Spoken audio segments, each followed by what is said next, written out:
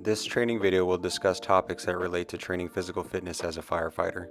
Not just how to work out hard, but how to create a training plan in a way that improves your strength, conditioning, readiness, and long-term health. The goal is simple. Build a level of fitness that can do the work, recover from the work, and stay ready for the next call or shift.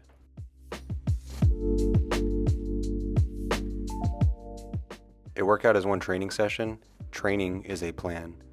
If every workout is random, then your results will probably be random too. A good workout shouldn't be measured by soreness, sweat rate, or how difficult it was to complete the training session. These outcomes don't always mean that you're improving in a way that help you perform or manage readiness. The term training typically means you are working towards a goal. For the industrial athlete, some examples of training goals include improving physical fitness, fatigue management, injury prevention, and overall health and well-being.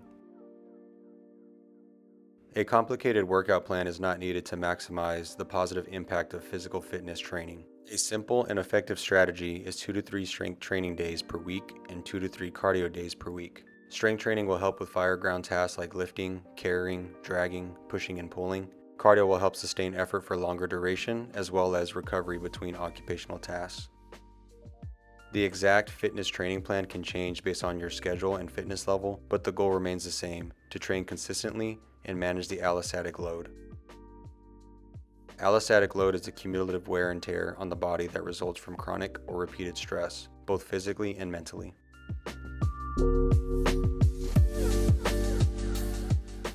We rely on 3 main energy systems to support physical activity and exercise. All 3 systems are used every day and all the time, but different occupational tasks may rely on one system more than the others. In other words, the energy systems are ebbing and flowing depending on the intensity and duration of physical activity. The first system to cover is the phosphocreatine system. This is used for short, powerful burst activities. Think of forcing a door or lifting a ladder. The phosphocreatine energy system is active at the start of all exercise, regardless of intensity. The simple act of standing up from your chair would utilize the phosphocreatine energy system. This energy system uses creatine kinase at the muscle cell to create energy. This is worth mentioning because so many people are familiar with creatine as a supplement. So if more creatine is compacted into the muscle cell, then you have a more robust energy system. This explains the reason behind the effectiveness of creatine as a supplement on strength and power performance. Not only do you get a small boost in hypertrophy, but it also allows you to replenish energy at a faster rate.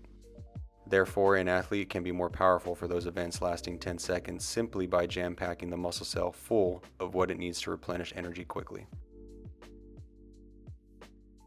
The second is the glycolytic energy system, which supports moderate duration tasks like advancing a hose line, searching a room, and victim drags. The glycolytic energy system uses carbohydrates to make energy quickly. For this specific energy system, as intensity increases, the body starts producing more lactate. Lactate is not a negative thing. It is actually a usable fuel source for this energy system, and the body can clear it and reuse it when the effort is controlled. You may have heard that this is called the buildup of lactic acid, but that is not really accurate in the way most people use it. Lactic acid is not the main cause of next day soreness, and it is not just waste sitting around in the muscle. The problem happens when lactate is produced faster than the body can clear it. That point is called the lactic threshold. Below threshold, the body can keep up with the intensity. When exercise intensity is near the threshold, the production and clearance of lactate are close to being balanced. When exercise intensity is above threshold, lactate rises quickly and fatigue builds faster and performance starts to drop. Training to improve this energy system should be at or just below the lactic threshold, which helps to improve endurance and delay fatigue. The third system is the oxidative energy system, which supports longer work durations like overhaul, roof operations, and climbing stairs. This system also plays a role with recovery between hard efforts as well as cardiovascular health. Think of this energy system as your engine for duration and repeatability. It helps you keep working during longer incidents, move with control, and recover between harder tasks like stair climbs, hose advancements, and forcible entry. The aerobic system uses oxygen to produce energy, and it doesn't create energy as fast as the other systems mentioned, but it can keep going much longer than the other systems. This is the reason why Zone 2 cardio matters. Easy to moderate cardio builds your aerobic base and improves recovery, as well as supports better cardiovascular fitness. For firefighters, this energy system is more than just about endurance. A stronger aerobic system supports heart health, helps manage blood pressure, improves recovery from stress, and may help reduce risk factors linked to sudden cardiac events. Better aerobic fitness means better performance and a more resilient heart for the job. A good training plan trains all three energy systems. Firefighters need strength, power, and work capacity.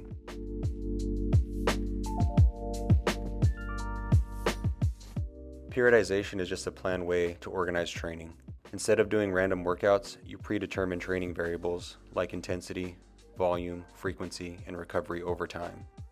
Training intensity means how hard or how heavy the work is. Training volume means how much total work you do. Training frequency means how much you train. Recovery means how much rest you have between sets or between training days.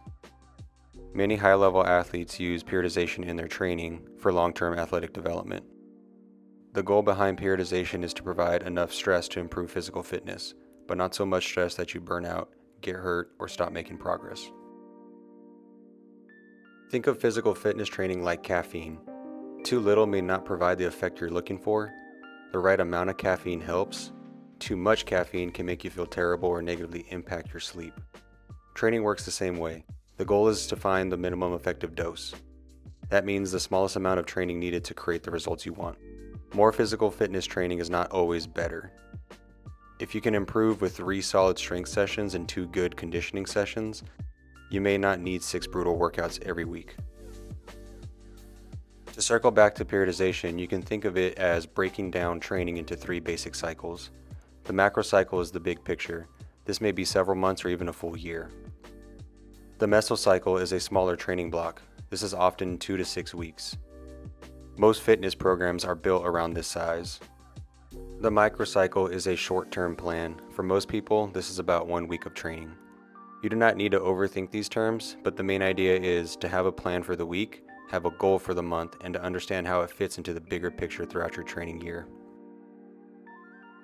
There are many ways to plan training and even more ways to build one singular training session. This section of the video will briefly cover 3 commonly used periodization models: linear, nonlinear, and flexible nonlinear periodization. Linear periodization is the most straightforward model.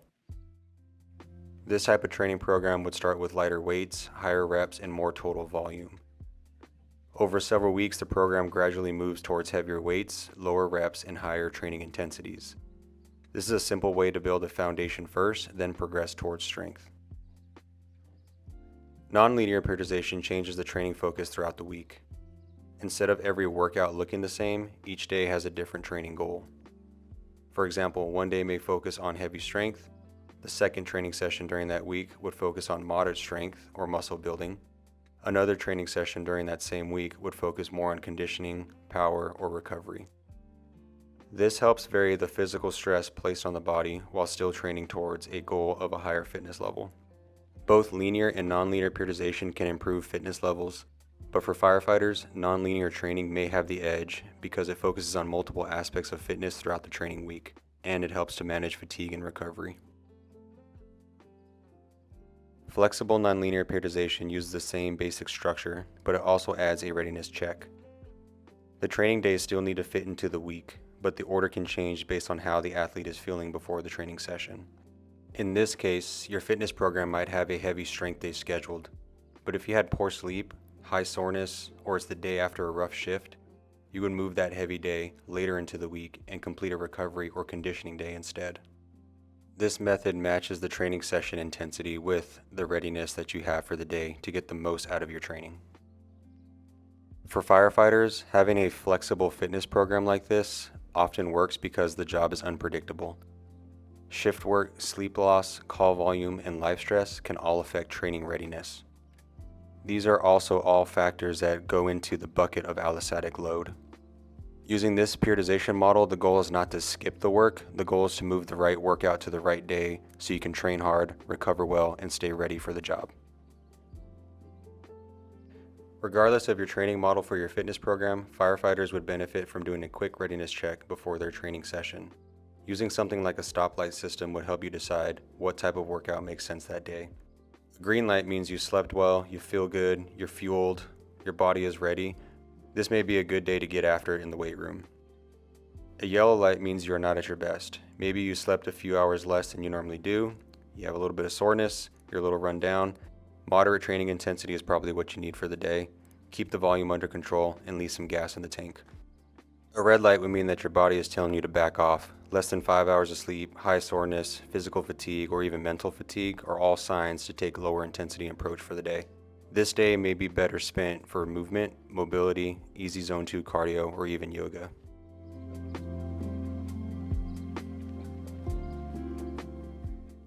When building your own strength training plan, there are 4 main variables to manage: load, volume, frequency, and recovery. Training load, or intensity, is how heavy the weight is. One way to measure this is by using a percentage of your 1 rep max. For example, lifting at 80% of your max should feel much heavier than lifting at 60%. Another way to manage training intensity is with the rating of perceived exertion scale, or RPE scale for short. In simple terms, this is a scale from 1 through 10. RPE describes the perceived intensity of an exercise. For example, performing 5 reps of the back squat at an RPE of 6 should feel controlled with several reps left in the tank. Doing the same exercise for 5 reps at an RPE of 9 should feel very difficult with maybe only 1 rep left in the tank. Training volume has to do with the total amount of work performed during training. This can be measured in several ways. The simplest method is to count the total number of sets and reps completed. For example, 3 sets of 5 equals 15 total reps. Volume can also be quantified as tonnage, which is calculated by multiplying the weight lifted by the number of reps performed across all sets. In general, higher training volumes can be effective for building muscle mass and muscular endurance, but they can also create more fatigue and increase recovery demands. Training volume should match the goals that you have for that training block and follow the minimum effective dose principle. Perform enough work to drive adaptation, but not so much that recovery and performance begin to suffer. Frequency is how often you train a movement or muscle group. Recovery has to do with rest between sets as well as recovery between training sessions.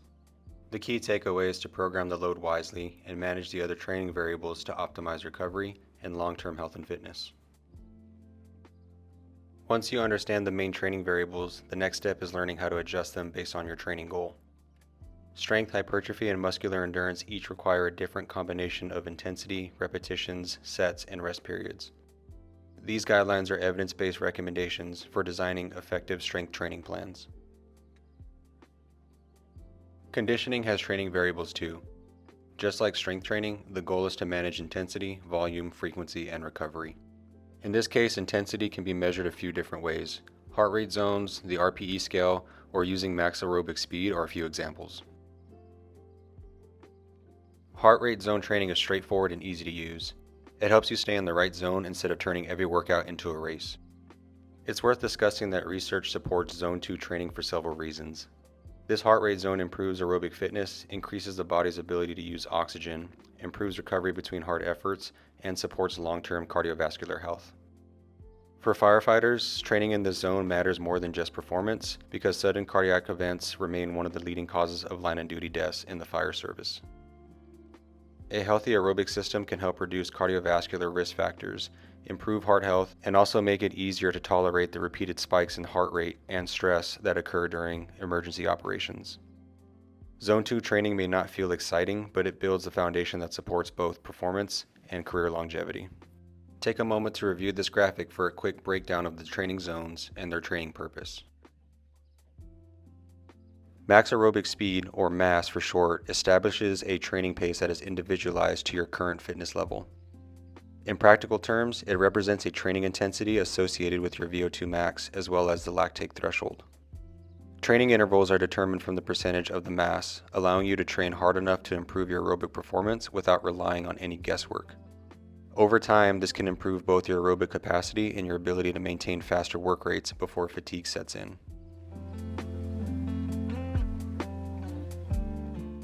To simplify the takeaway from this training video, train with a plan and train with intent.